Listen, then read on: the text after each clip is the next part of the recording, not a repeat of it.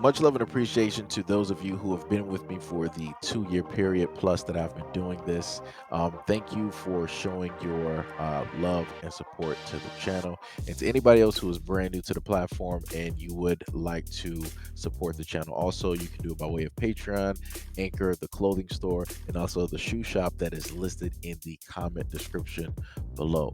And again, thank you to any and all of you guys who have been here to support this channel during the 2+ year period. I wouldn't be able to do what I do every single day without you.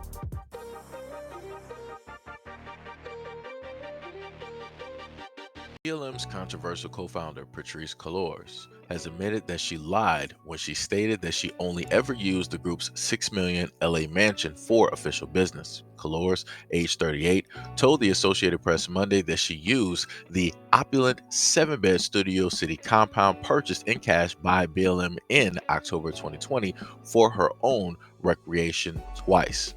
The first instance saw her hold a party to toast Joe Biden and Kamala Harris's inauguration as president and vice president in January of 2021. Then in March the same year, she commandeered the luxury property whose purchase has sparked fury among other racial justice campaigners for her school-age son's birthday party.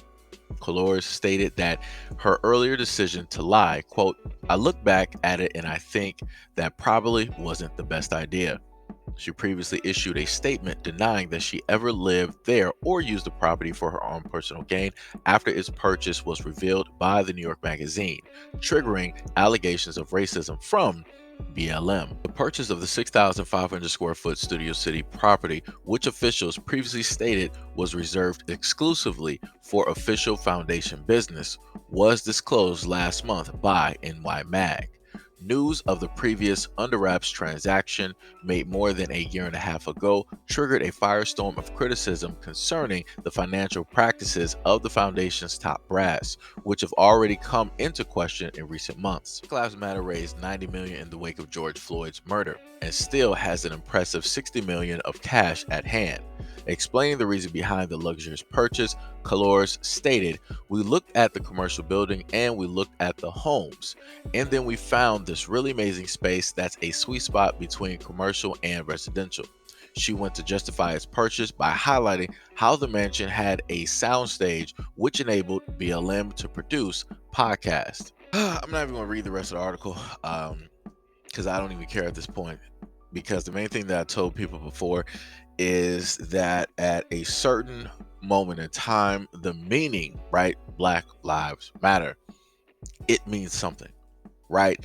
But when you look at it as of now, right, and even before now, you can clearly see that it is in a sense a business. You can see that it is in a sense a corporation where they show up and they just get money, right?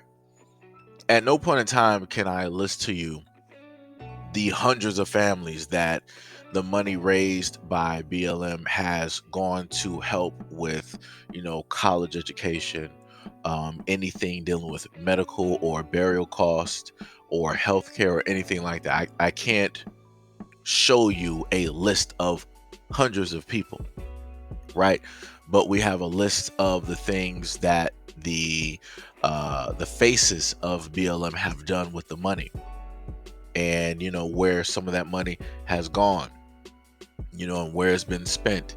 And the fact, like I said before, she admitted to lying. If somebody is admitting to lying about something so simple instead of just being honest, what else could somebody be lying about as well when it deals with so many millions of dollars of money that was donated, quote unquote, for a good cause, right? Or supposedly a good cause, right? Because the main thing that people have to understand is that whenever the rich happen to donate money, everything is a tax write-off, right? You're donating to a organization or a charitable, organization. So the money that you donate, in a sense, get that right back at the end, of the year. So it's almost in a sense for them, they didn't lose anything. And then for people who work at the top of BLM, they can sit up there and spend money on a variety of things and consider that again as a tax write-off and get that money right back, right, and decide to do whatever it is that they want to do directly with it. Like I said before, if the things that they were doing were going towards benefiting, right, the black community as a whole, where they were buying buildings to build schools. They were working on farmland or agriculture. They were buying up the block, or they were helping to, push black businesses, build black businesses. If they were doing things in that order, I would have no problem, because I know where the money is going. I know where the money is going to be used for, right? And who it's going towards, and the people that are going to benefit the utmost from it, because realistically, that is what should be happening. But that's not what's happening. And as I've stated to people before a while ago, right?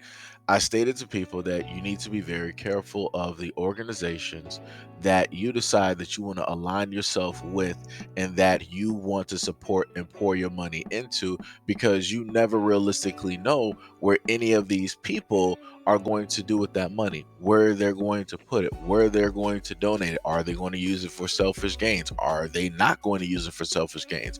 Are they going to use it to, further, uplift the people that, they're trying to quote unquote, protect, or, push out into the forefront?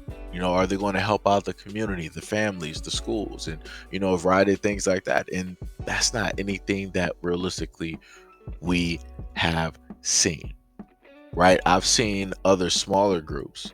I've seen even people who are just working by themselves. I've seen a variety of individuals do what it is that they can with the little bit that they got to benefit, a few or many people. But when you have organizations like this, you don't really see them benefiting a multitude, right, of people. You don't really see them benefiting, neighborhoods or colleges, right, or schools within the black community, helping to, rebuild those schools, or remodel those schools, get them the latest textbooks, or the latest technology such as computers and iPads, or different things like that, so that they can be on par with a lot of the schools in the suburbs, right?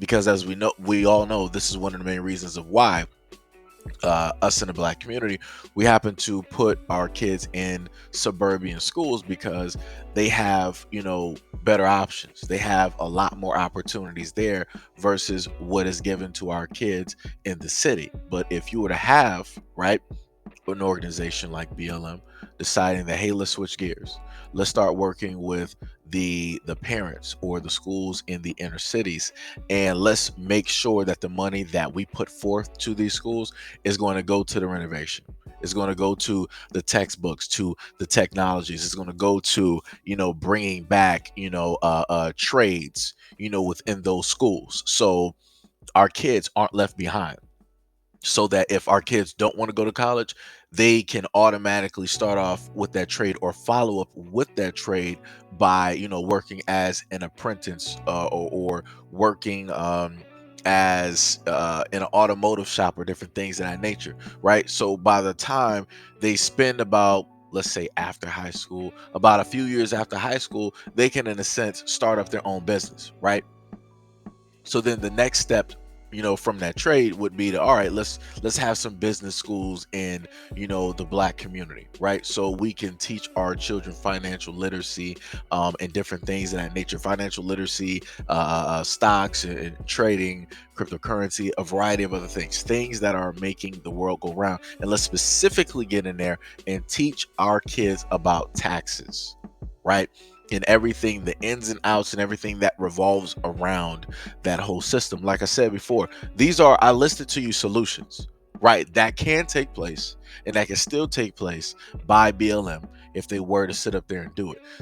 The problem is, more than likely, they're not going to sit up there and do it, because they don't see it as anything beneficial, right? They don't see it as like, all right, we're going to give, these millions of dollars to do this, right, to build up this infrastructure for black kids. But what really are we going to get back, right?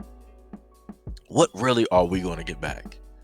And that comes in with the problem, because realistically, you might not see anything money wise at this moment in time, but that comes into the later aspect, when a lot of these kids are like, you know what, I want to come back and build, right, and uplift, right, would help me get to where I am. So let me come back to the neighborhood. Let me come back to the city. Let me establish a rapport with the community. Let me build up, a business here. Let me help to then build up the community by hiring other people with, like I said before, all of the stuff is much more future, right? Versus, BLM getting this money back now. And I feel like that's the main problem with a lot of these organizations, right? They want the now versus looking at the later. This is why a lot of other cultures and countries are in a sense succeeding, because they got a 5, 10, 15, 20, 25 year plan out there, versus us where we're just got a plan for the next day, right?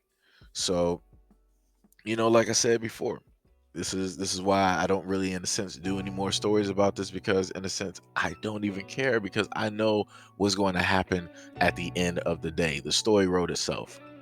All I have to do is just sit back and just look. So hopefully, other people will, maybe look at some of the solutions or listen to the solutions that I gave, and maybe they can apply those to their community or to some of the organizations that they're running, and, get some things, moving within their community amongst their people for their kids and for the next generation coming up.